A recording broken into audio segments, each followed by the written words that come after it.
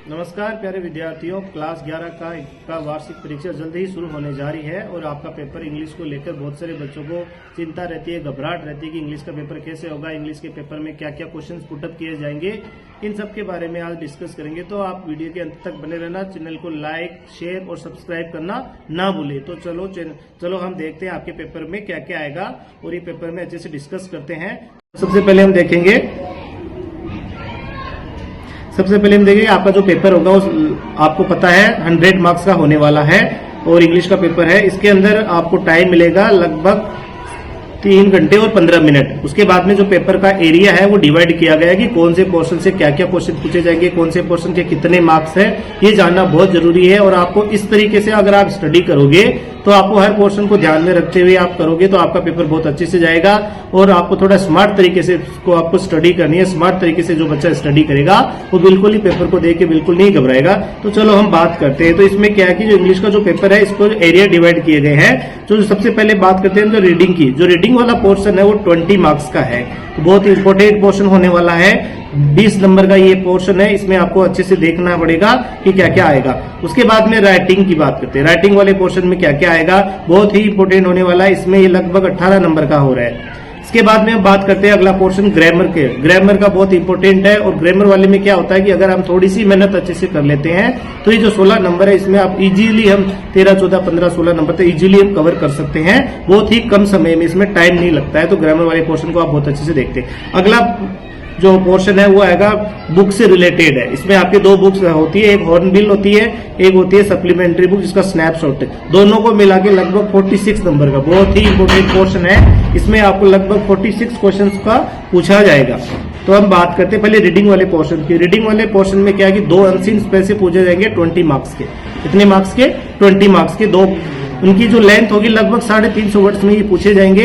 Unseen passage में क्या क्या होता है? अनसीन पैसेज में आपकी जो फैक्चुअल होता है, डिस्क्रिप्टिव होता है और जो लिटरेरी मतलब जो प्रोज से रिलेटेड और जो पोएम से रिलेटेड उन सब से होता है। इसका जो पोर्शन डिवाइड किया है इसमें जो 4 क्वेश्चंस होंगे वो होंगे मल्टीपल चॉइस क्वेश्चंस है ना, एमसीक्यू वाले होंगे। और जो 6 क्वेश्चंस होंगे वो वेरी शॉर्ट टाइप क्वेश्चन होंगे। तो ये 10 मार्क्स का हो जाएगा। वेरी शॉर्ट टाइप क्वेश्चंस में क्या होगा, एक तो आपको कॉम्प्रिहेंशन से संबंधित पूछा जाएगा, इंटरप्रिटेशन आपके सोचने की क्षमता, इन्फ्रेंस वो और जो वोकैबुलरी से रिलेटेड पूछे जाएंगे।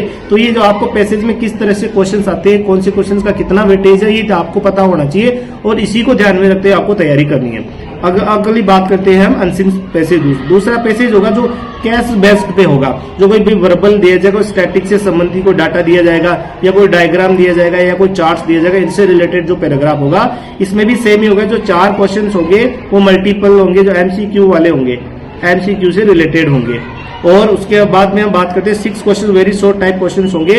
इसमें आपको जो कॉम्प्रिहेंशन से रिलेटेड पूछे जाएंगे पैराग्राफ में, एनालिसिस किस तरीके से किया जाता है और जो वोकैबुलरी पोर्शन है, इन्फ्रेंस है, वो आपसे आपकी समझ क्या है उसको समझ में आधारित पूछे जाएंगे। तो रीडिंग वाले पोर्शन को आपको समझना है। इसमें से जो 10 नंबर के 2 पैराग्राफ आएंगे, 2 पैराग्राफ में से एमसीक्यू के 4 क्वेश्चन आएंगे, इनको आपको समझना बहुत इंपॉर्टेंट है।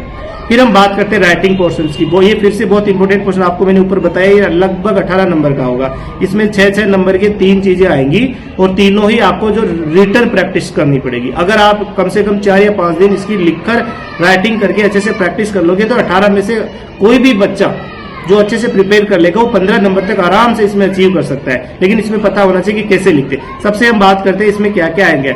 इसमें आपको दिया जाएगा, एक तो इवेंट दिया जाएगा। इवेंट होता है जिसमें किसी के वजह से एनुअल फंक्शन का इवेंट हो गया, कोई लाइब्रेरी डे का है ना हो गया, इसके संबंधित। एक होता है इंसिडेंट। इंसिडेंट जो अचानक से जो घटना होती है, जैसे एक रोड एक्सीडेंट से संबंधित हो गया, एक प्लेटफॉर्म का सीन हो गया, है ना, ये सारे होता है। एक होता है प्रोसेस। प्रोसेस के अंदर होता है कि हम टी कैसे बनाते हैं, उसको लेके आप टी कैसे, चाय कैसे बनाते हैं, उसके बारे में आप लिखो ना।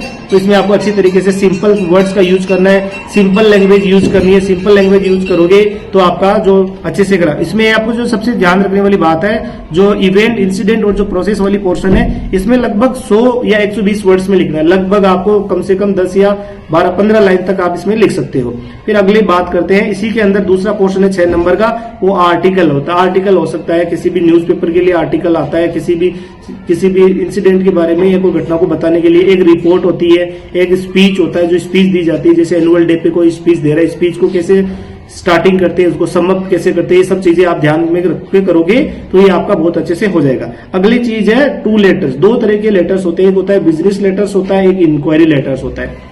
जो बिजनेस लेटर्स में आपको क्या है, जो कोई भी कंप्लेंट की जाती है, जैसे इलेक्ट्रिसिटी की प्रॉब्लम चल रही है, पास में नॉइज पोल्यूशन हो रहा है, आपके जहां आप प्रिपरेशन कर रहे हो आपके आसपास में नॉइज पोल्यूशन हो रहा है, उसको रोकने के लिए है ना कोई लेटर लिख रहे हैं, लेटर किसी पर्सन को लिखा जाता है। ये एक होता है आपके जो स्कूल अथॉरिटी को लेटर लिखा जाता है, जैसे आपको एडमिशंस लेना है स्कूल में तो आपको एक एप्लीकेशन या लेटर दिखा जाएगा।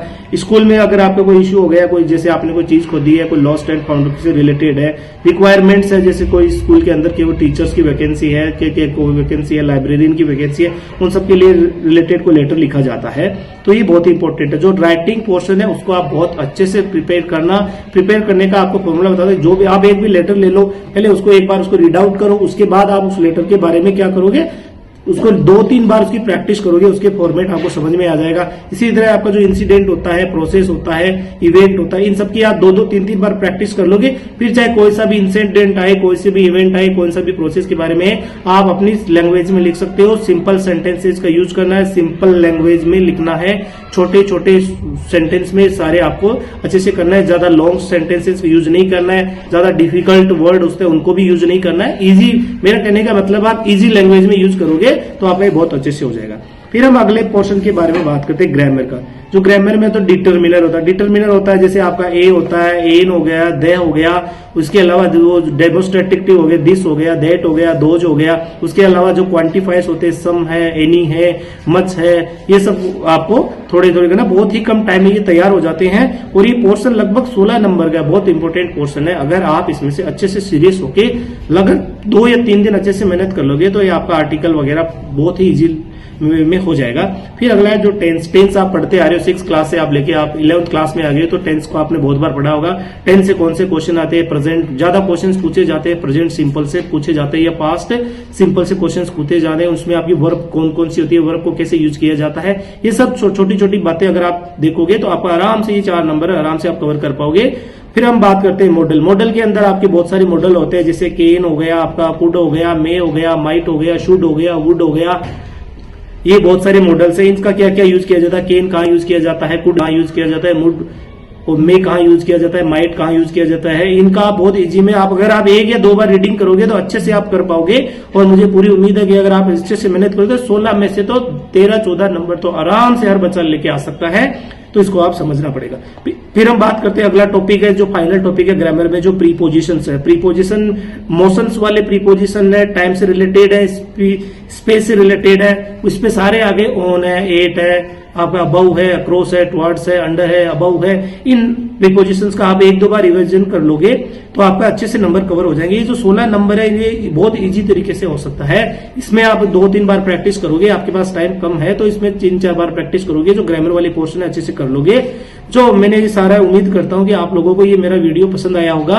आप अगर मेरे बताए हुए स्ट्रेटेजी से आप अगर ना पेपर हल करोगे तो डेफिनेटली आपका पेपर बहुत अच्छे से जाएगा।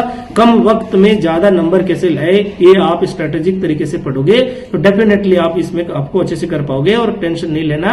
और thanks for watching this video. और अगर वीडियो आपको पसंद आएगा तो वीडियो को लाइक, शेयर और सब्सक्राइब करना ना भूलिए। Thanks for watching.